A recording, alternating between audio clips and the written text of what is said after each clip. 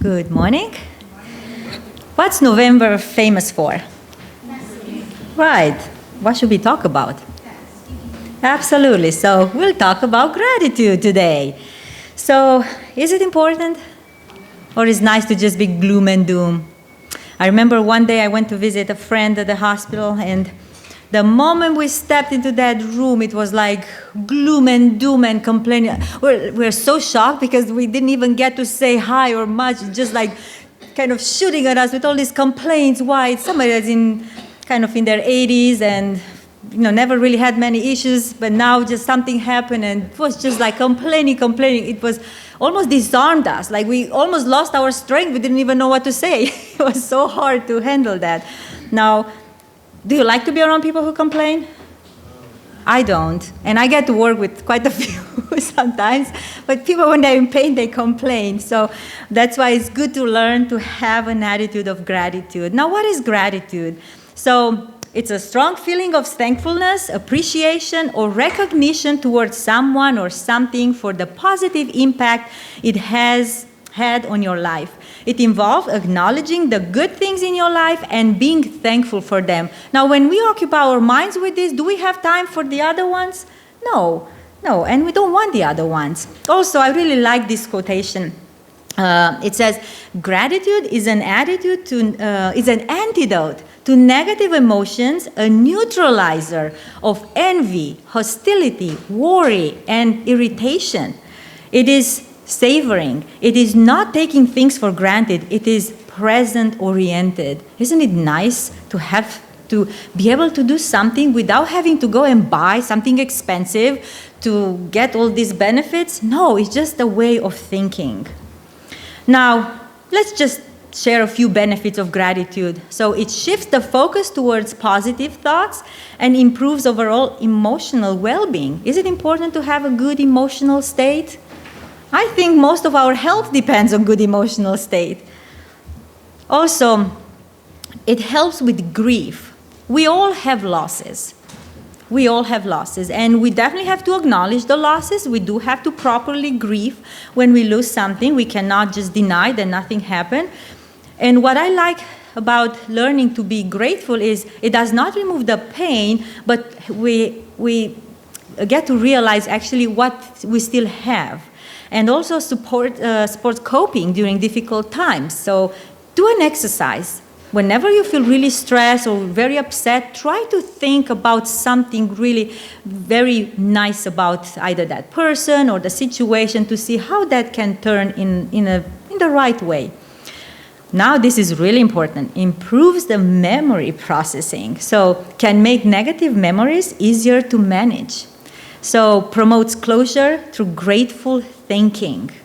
Try this exercise. It's really worth it because the more you look into what's good, what's nice, the more our lives change. And also increases happiness. We do need some happiness in this dark and gloomy world we live in. So improves appreciation of kindness and rewards. And also journaling can boost long-term happiness. Some people report great experience by just taking time. You don't have to write pages and pages, sometimes even 2 or 3 sentences just mentioning what you're grateful for. And I would highly encourage at the end of the day to just remember just say 2 or 3 things that you are thankful for that happened to you that day. And you will see how things, because your mind will start seeking for those things that were good during the day. So you will not have time to go and look at the bad things that happen. Again, we cannot deny that bad things happen, but it's not worth it to stay on them because it won't help. Now, what I like when I see that those scientists out there are starting to see that to bring a lot of biblical principles to light without them even knowing. They may not say it that way, but it's amazing how everything we learn in the Bible, we see that now it's a big science out there and it's a big discovery, and they're actually even recommending providers to recommend this kind of ideas. So it's just beautiful. So gratitude often comes from receiving something good, kindness, help, a gift, support, or a positive experience. So when this happens, the brain releases some chemicals So imagine, even by you saying something nice to someone, your brain releases some good chemicals. Isn't that amazing? So, of course, we have those names, oxytocin, dopamine, and that makes us feel good about what you receive. It's amazing. Just by saying something nice to someone, you can actually change your mood. You can actually feel better. It's just amazing how God created us. Now, gratitude helps the brain to work better, and it has that bonding chemical that helps people to feel connected. So when you interact, when you share all the wonderful things that God has done in your life, it creates a bond. That's why we call it our church family. Because there is a bond, because we share a lot of things together. We share how God has blessed us.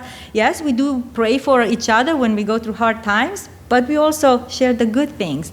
So also gratitude helps people to feel in sync. Now it's very modern, to sync, to be in sync, because if you're out of sync, it looks like it's not good. So it kind of helps us to be in line with each other, not the opposite way. And the Bible has a lot of Bible verses that talks about this. One of them is in 1 Thessalonians 5:16 and 8 through 18.